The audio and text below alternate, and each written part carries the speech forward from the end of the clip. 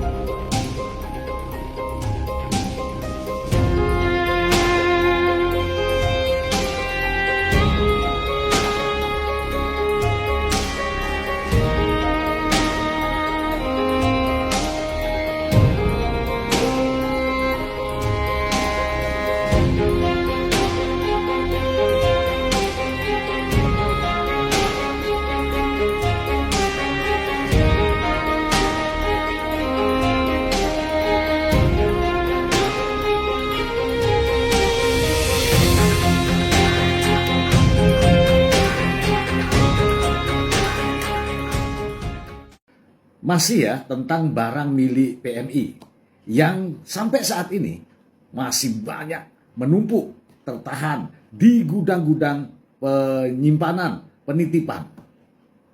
Nah, barang milik PMI ini mengapa sampai tertahan begitu lama? Saya sudah mendapatkan apa yang sebenarnya terjadi yang menghalangi barang kiriman PMI tidak segera sampai ke alamat tujuan. Begini saudaraku, yang namanya PMI sebagaimana diatur oleh Peraturan Menteri Keuangan nomor 141 tahun 2023. PMI adalah pekerja migran Indonesia, yaitu warga negara Indonesia yang bekerja di luar Indonesia, artinya di luar negeri, dan mendapatkan gaji atau upah. Tidak ada tambahannya. Tidak ada istilah resmi, tidak resmi.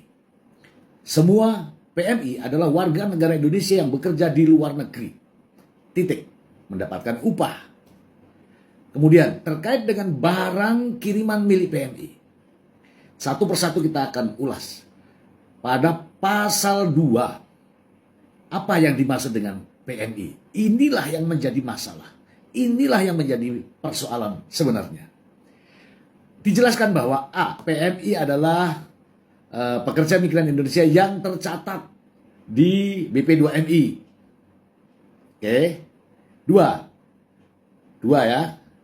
A, B, OB. PMI adalah yang tercatat di Peduli WNI. Hanya 2 yang tercatat. Inilah sehingga menimbulkan persoalan. Untuk yang tidak tercatat, bagaimana? Bagaimana? Inilah yang menimbulkan persoalan. Sehingga pada pasal berikutnya, di pasal 4, menyatakan bahwa PMI yang tercatat di BP2MI mendapatkan relaksasi sebesar 1.500 US dollar. Kemudian B-nya yang tercatat di Peduli WNI mendapatkan relaksasi sebesar 500 US dollar. Lalu bagaimana yang tidak tercatat? Ini persoalannya. Padahal PMI yang bekerja di luar negeri itu, yang tercatat dan tidak tercatat sama banyaknya. Nah, disinilah saya mengatakan bahwa harus ada revisi tentang hal ini. Hanya 2. A. PMI adalah pekerja migran Indonesia yang tercatat di EPMI atau BP2MI. B. PMI yang tercatat di Peduli WNI. C. Harusnya berbunyi pekerja migran Indonesia yang belum terdata. Itu termasuk PMI, gitu kan? Nah, sehingga pada pasal 4-nya juga ditambah. Mendapatkan 1.500 US dollar, mendapatkan 500 US dollar, yang tidak tercatat maka dia tidak mendapatkan relaksasi pajak alias nol. Kalau sudah dilindungi di PMK 141 tahun 2023 tentang PMI, maka bagi mereka yang tidak tercatat apabila mengirim barang kiriman untuk keluarganya tidak berlaku PMK 96. Oke? Kenapa? Karena PMK 96 itu diberlakukan impor barang umum. Apabila PMI yang tidak tercatat ini dikenakan sebagai impor barang umum, dikenai pajak, kemudian juga kena larangan dan pembatasan, maka sampai-sampai di rumah paketnya, barang kirimannya hanya dus kosong. Inilah ternyata yang menjadi persoalan selama ini. Harus ada revisi PMK 141 tahun 2023 untuk menambahkan kalimat bahwa PMI yang tidak tercatat ini harus masuk di dalam peraturan Menteri Keuangan ini. Agar terhindar menjadi berlakunya PMK 96 terhadap para PMI. Tidak bisa dong masa barang kiriman PMI dikatakan sebagai barang kiriman impor umum, padahal mereka itu pekerja migran Indonesia. Seperti yang saya uraikan di atas tadi, pekerja migran Indonesia adalah warga negara Indonesia yang bekerja di luar Indonesia mendapatkan upah atau gaji. Titik. Tidak ada tambahannya. Harus dengan kontrak kerja, harus dengan izin, harus dengan ini dan itu. Tidak ada. Dalam definisinya tidak ada tambahannya.